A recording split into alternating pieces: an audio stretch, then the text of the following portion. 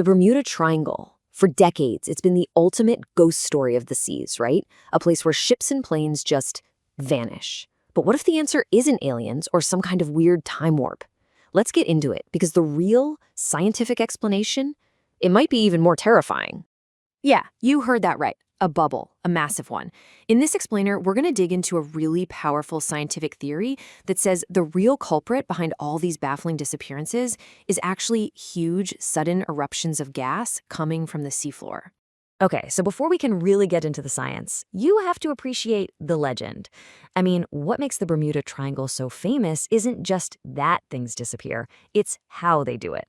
We're talking suddenly and without a single trace.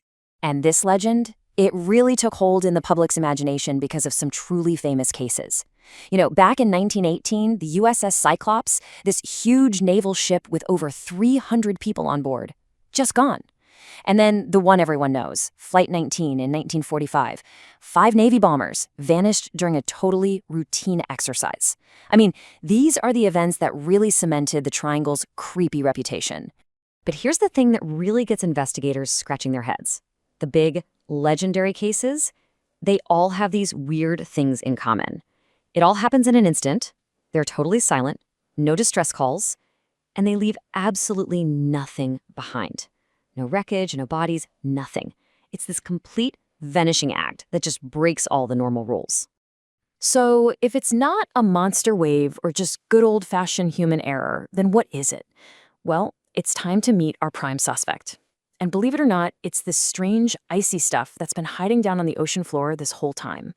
It's called methane hydrate, and it's exactly what it sounds like, methane gas, but it's trapped inside this frozen cage of water molecules. It looks like ice. Down in the deep ocean where the pressure is crushing and it's super cold, this stuff is totally stable. They even call it the ice that burns, because, get this, you can actually set it on fire. And here is the crucial link, the aha moment.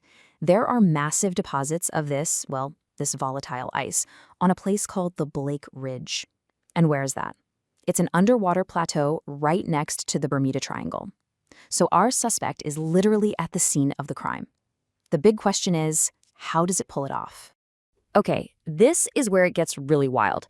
See, the stability of this frozen gas, it's actually super delicate. If anything changes, even a small shift in ocean temperature or pressure, it can set off a catastrophic chain reaction. So let's walk through what happens, step by step. It all starts with a trigger, that change in pressure or temperature we talked about. This causes something called dissociation, which is just a fancy word for the solid ice basically exploding back into enormous amounts of gas. All that gas then erupts from the seafloor, creating this giant plume of bubbles. Now imagine your ship sailing right over that spot. The water beneath you suddenly becomes this foamy, bubbly mess, and it loses almost all of its density.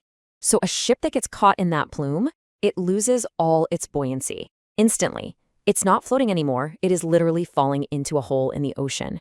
I love how one source put it, it's like dropping a stone into water. That perfectly explains why it's so sudden and why nobody has time to even think about sending a distress call. And get this, the theory might even work for the planes. A huge eruption like that would shoot a massive plume of methane gas way up into the atmosphere. That could create insane turbulence, or if you've got a plane flying low enough, it could even cause its engines to flame out.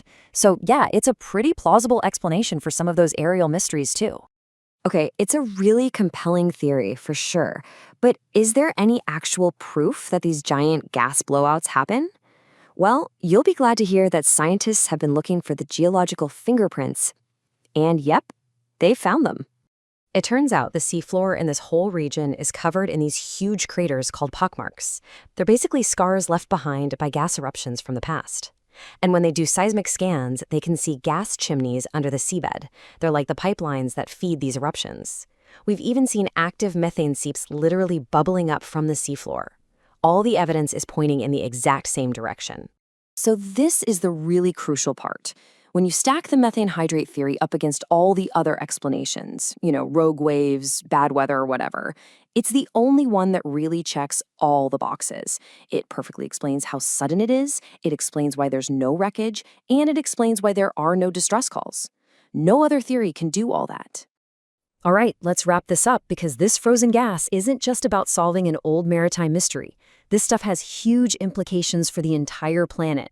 So these methane hydrates are a really big deal in three key ways. First, they could be a massive source of energy. There's a ton of it down there. Second, they're a huge climate wildcard. Methane is a super potent greenhouse gas, and if the oceans keep warming up, all this frozen gas could destabilize and just rocket climate change forward. And finally, they're a major geological hazard. They can trigger underwater landslides and even tsunamis. So, when you think about it, the methane hydrate theory totally transforms the Bermuda Triangle. It takes it from a spooky supernatural myth and turns it into this stunning example of raw, natural geological power. It really shows you that the ocean's most terrifying secrets aren't monsters, they're molecules. It kind of makes you wonder, right? What else is hiding down there in the deep, just waiting for us to find it?